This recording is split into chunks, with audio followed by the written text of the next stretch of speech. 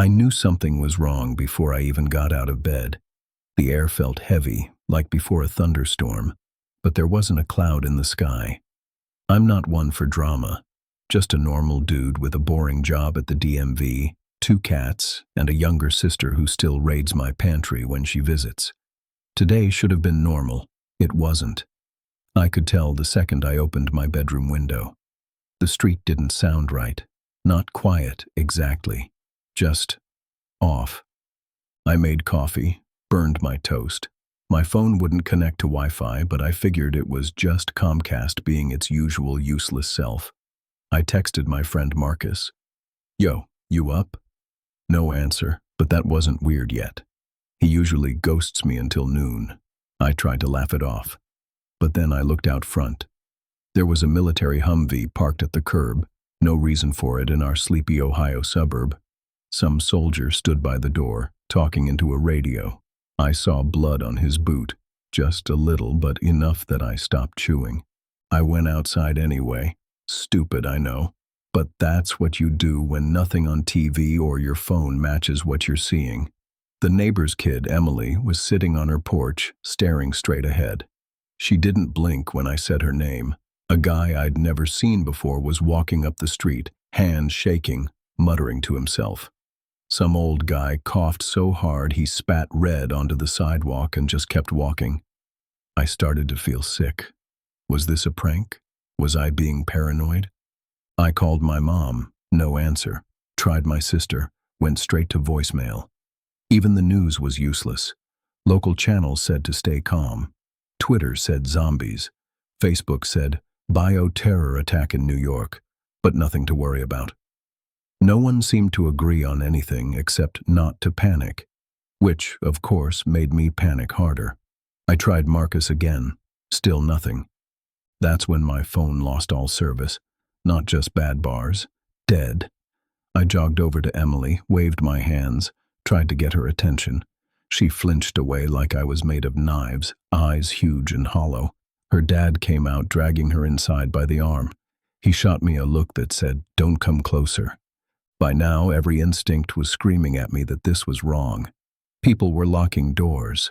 The soldier from the Humvee was arguing with someone in a suit on his radio.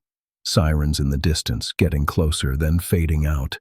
I saw Marcus finally. He was running toward me, limping, clutching his side, face pale as milk. He screamed my name but didn't look like himself, wild-eyed and desperate. "Get inside," he yelled. "Lock everything."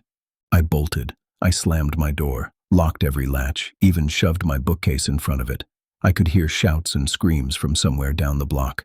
Glass breaking. My cats hid under the couch. I grabbed my baseball bat, shaking so hard I almost dropped it.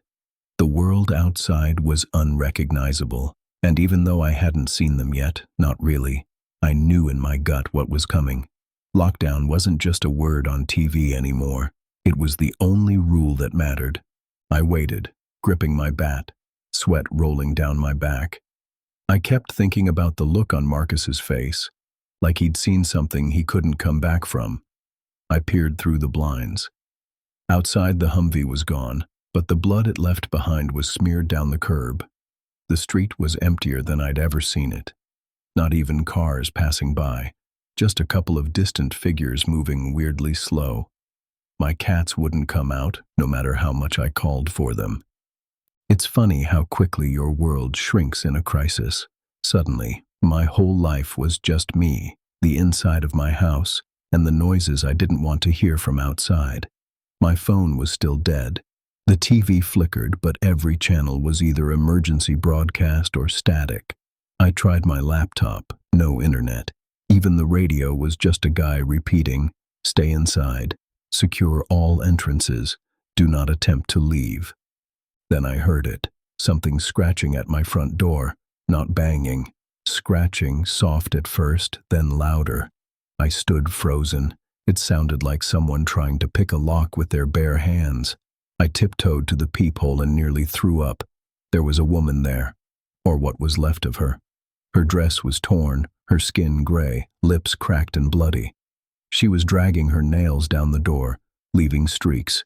Her eyes were cloudy, but every once in a while she'd snap her head up and sniff the air like she knew I was there. I backed away, heart pounding so hard I thought I'd pass out.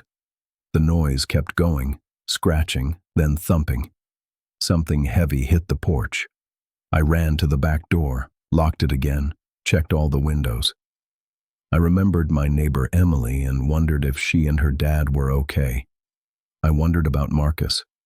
I wondered if this was happening everywhere, or just here. Then the noise stopped. I waited. 5 minutes. 10. I was sure she was gone. I peeked out. Nobody there. The street was empty. But when I turned to check the hallway, I saw something move by my window. My stomach dropped. I crouched, held my breath.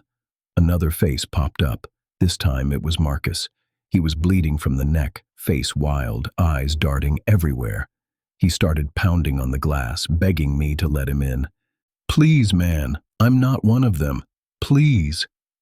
I hesitated. Every survival movie screamed, "Don't open the door."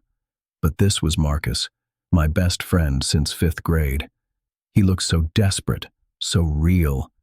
I cracked the window just an inch. "Are you bit?" I asked. He shook his head. "I got scratched, that's all. Let me in, please, man, please." I looked at his arm.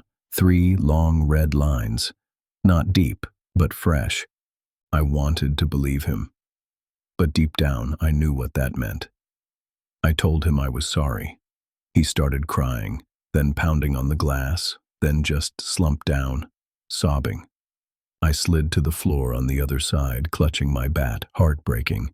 That's when I saw movement down the street. A group of people, staggering, some crawling, all heading my way. I had to move. I grabbed my cats, stuffed them in their carrier, and threw everything I could against the doors. I tried to make it look like nobody was home. The group kept coming. One broke off and started clawing at a neighbor's door. Another was chewing on something I didn't want to look at. Sirens again, closer this time. Gunshots. I ran upstairs, ducked into my bathroom, and shut the door. I could hear Marcus outside, still crying, still begging. I pressed my back to the cold tile and tried to breathe. The rules had changed. This wasn't about infection. It was about surviving the hour, the minute, the second. And I didn't know how much longer I could do it. I must have stayed in that bathroom for hours, maybe the whole night.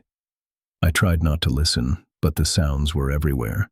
Footsteps dragging across pavement, glass shattering, gunshots echoing from blocks away.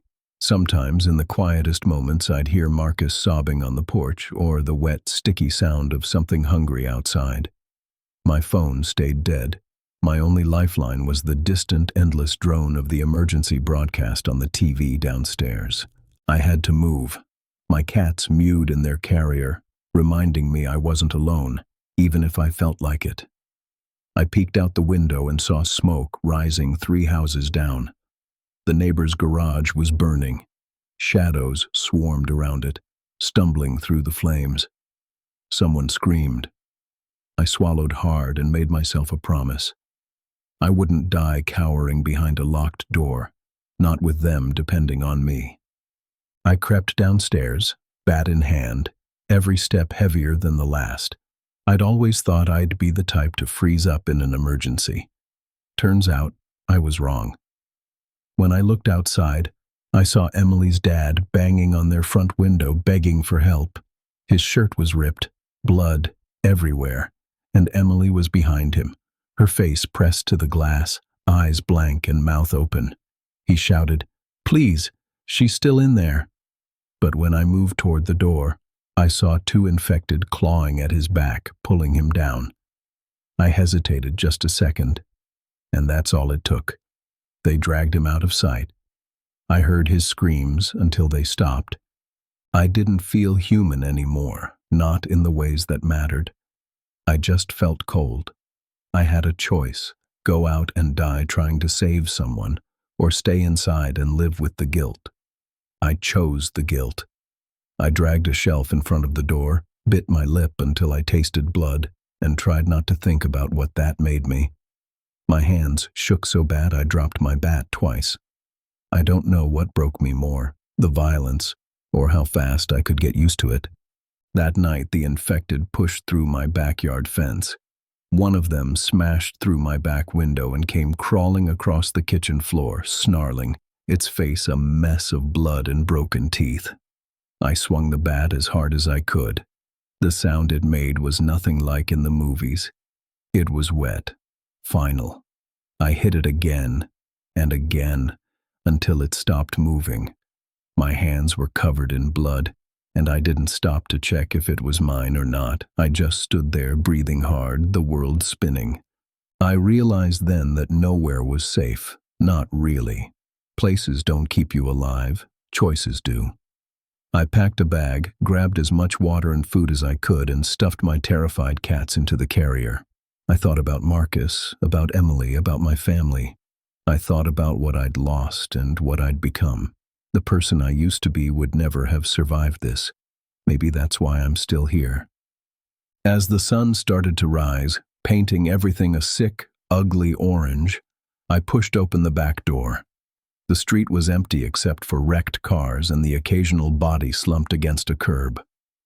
I didn't feel hope, but I didn't feel doomed either. I felt changed. Like the old rules about what was good, what was evil, what mattered, had all burned up with the world I knew. I started walking. My hands shook, but my feet kept moving. The world was gone, but I was still here. And whatever comes next, I know I'll never be the same. Don't miss the next story. Subscribe and turn on notifications so you're first to hear the next emergency warning.